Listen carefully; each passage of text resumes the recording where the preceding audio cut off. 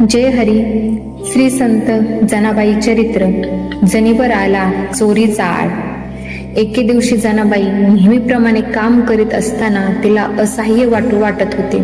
ती प्रेमासाठी मायेच्या हातासाठी आसुसलेली होती. ह्या क्षणी आपले मायेचे असं कोणीतरी आपल्या जवळ असावं असं तिला वाटत होतं.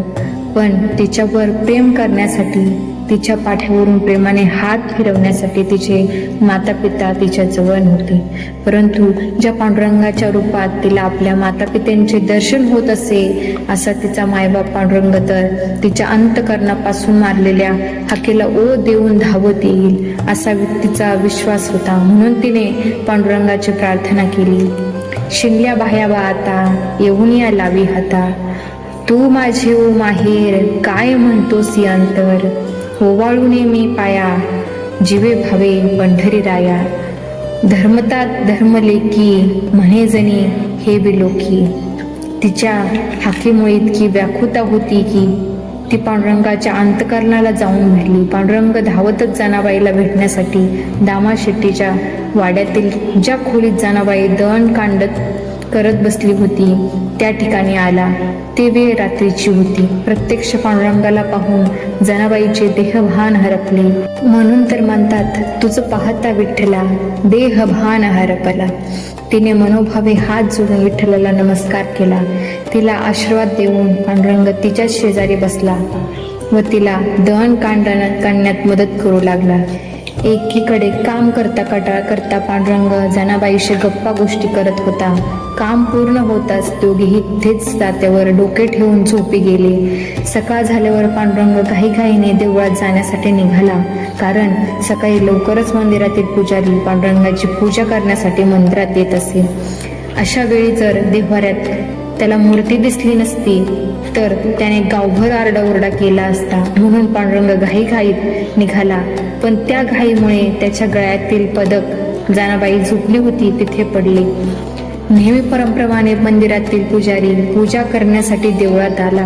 पूजा करीत असताना अचानक त्याचे लक्ष पांडुरंगाच्या गळ्याकडे गेले आणि गळ्यात पदक नसल्याचे त्याच्या तात्काळ लक्षात आले. त्याने गावभर पांडुरंगाच्या गळ्यातील पदक हरवले असा बोभाटा केला. गावभर ही वार्ता पसरली. तेव्हा त्यांच्यापैकी कुणीतरी म्हणाले, अरे काल तर सर्वात शेवटी दामाशेट्टीच्या घरातील दासी जनाबाई विठ्ठल दर्शनाला येऊन गेल्याचे मी पाहिले. बहुतेक तिनेच देवाचे पदक चोरले असणार. दुसरा गावकरी म्हणाला, चला रे मग आपण प्रत्यक्षच जनाबाईला जाऊन भेटूया. सगळ्यांचा सगळा गाव जनाबाईच्या घरी येऊन पोचला व जनाबाईला घराच्या बाहेर यायला सांगितले. जनाबाई बाहेर आल्यावर सर्वांनी तिच्यावर ठेवलेला चोरीचा आळ तिला सांगितला. आपल्यावर चोरीचा आरोप ठेवलेला पाहून तिने काकुतीला येऊन सर्वांना सांगितले, अहो खरंच मी नाही चोरलं पांडुरंगाचं पदक. मी एक विठ्ठल भक्त आहे. माझ्या हातून असं कृत्य कधीच घडणार नाही. माझ्यावर विश्वास ठेवा. मी खरंच चोरी केलेली नाही. पण कुणीच त्याचं ऐकून घेत नाही. यातच तिच्या पडवीतून पांडुरंगाचे पदक मिळाले. ते पदक बघताच जनाबाईला खूप दुःख झाले. तिने परोपरीने लोकांना समजावण्याचा प्रयत्न केला. मी चोरी केली नाही. पण सर्वांनी तिच्याकडे दुर्लक्ष केले. लोकांनी कोतवालाला बोलवून आणले व त्याला म्हणाले, हिने देवाचे पदक चोरले आहे. हा एक अक्षम्य गुन्हा आहे. हिला कठोरात कठोर शिक्षा व्हायला पाहिजे. कोतवालाने जनाबाईला या अपराधाबद्दल सोळी देण्याचा आदेश दिला. आदेश ऐकून जनाबाईला खूप वाईट वाटले. कारण जो अपराध तिच्या हातून घडला नव्हता अशा अपराधाबद्दल तिला चोखामाळ्यांचे स्मरण झाले. संत रत्नहार चोरल्याचा आळा सुनावली होती. पण त्याच वेळी पांडुरंगाचे स्मरण होताच आपवरील हे संकट जनाबाई विठ्ठलाची विनवणी करू लागली. धोतर झाडून पाहती, पडले पदक घेऊन जातील, जनीवर पडली उडी, ब्राह्मण करिता मारामारी.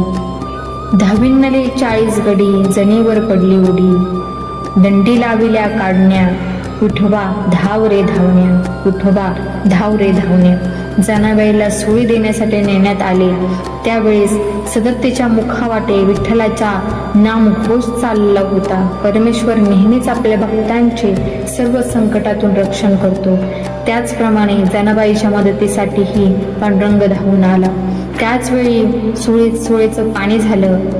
जरी जनाबाईच्या लौकिक चरित्राविषयी खात्रीपूर्वक काही सांगता येत नाही व त्यांच्या जन्मापासून त्यांचे जीवन चमत्काराशी निगडीत असले तरी त्यांच्यावर चोरीचा आळ आला ही एक आख्यायिका असावी असे वाटत नाही. कारण तिने या प्रसंगाचा अनुभव घेतल्यामुळे तिच्यासारख्याच विठ्ठलाचा रत्नहार चोरल्याचा आळ आलेला चोखामेळा यांचा गौरव ती चोखामेळा अनामिक भक्तराज तिची एक अशा शब्दात करते.